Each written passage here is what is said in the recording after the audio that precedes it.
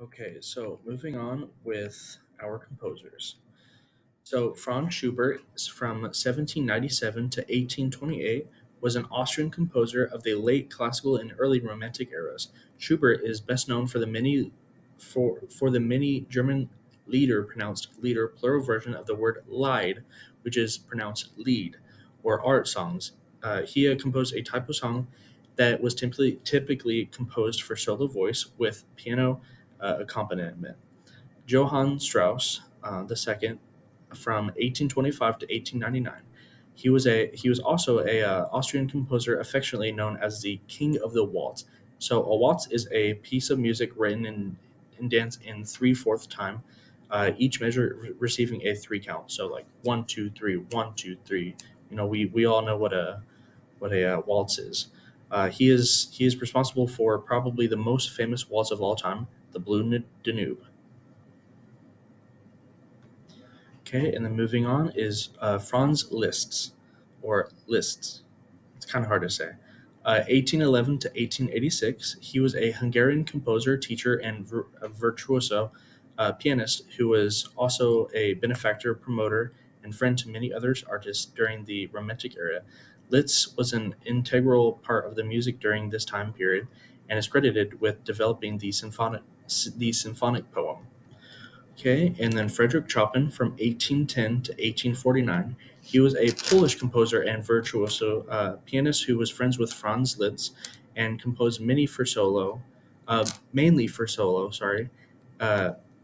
for a solo piano before his death at the young age of 39.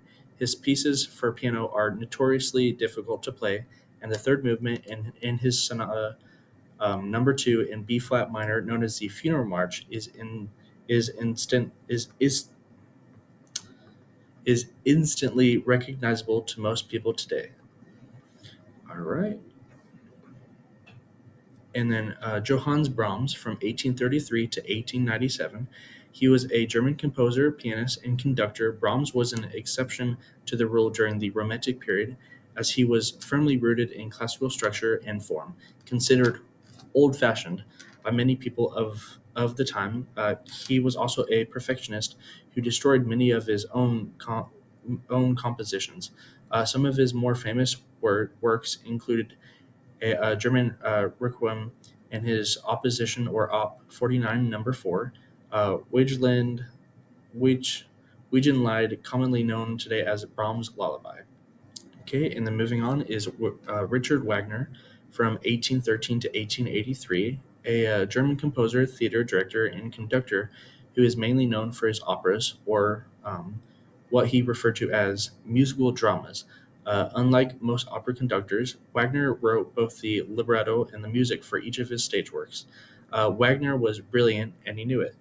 By most accounts, he was a unpleasant person to work with or be around. His opera Tristan and Isolde um, is considered by many musicians and musical historians to be the beginning of modern classical music. All right, and then last but not least is Pyotr Tchaikovsky, 1840 to 1893, the most popular Russian composer of all time.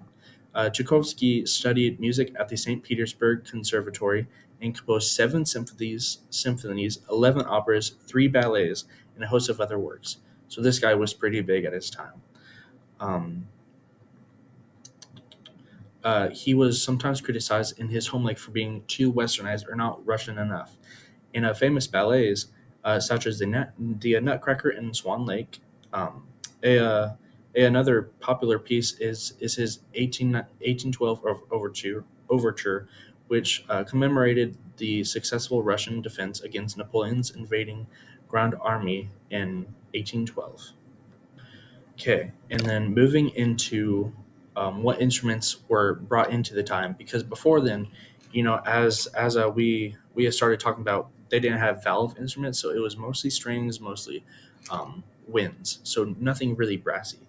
So in this time, we have the tenor saxophone, clarinet, oboe, flute, bassoon, horn, which I play, trumpet, trombone, and tuba. So those were kind of the main instruments that were added to the symphony. Okay, and then history. So the early The early period of the Romantic era was a time of war, with the French Revolution from 1789 to 1799, followed by the Napoleonic Wars until 1815. These wars, along with the political and social turmoil that went along with them, served as a background for Romanticism. The key generation of French Romantics born between 1795 and 1805 had, in the words of one of their number, Alfred de Vigny, um, been conceived between battles, attended schools to the rolling of drums.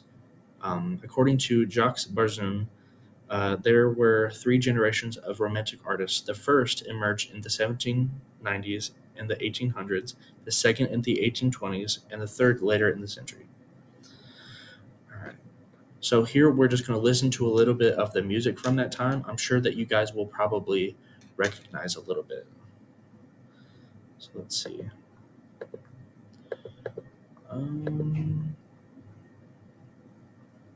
That's weird. It actually is not letting me. Okay, so I've tried for a little bit and it's just not going to let me, but I will upload them into Canvas, okay? And then I will let you guys listen to those on your own. All right. And then thank you guys so much for listening today. Remember to write down in your notes some of the words, some of the history, because we will be talking about it later in this chapter. All right. Thank you guys. Have a great day, okay?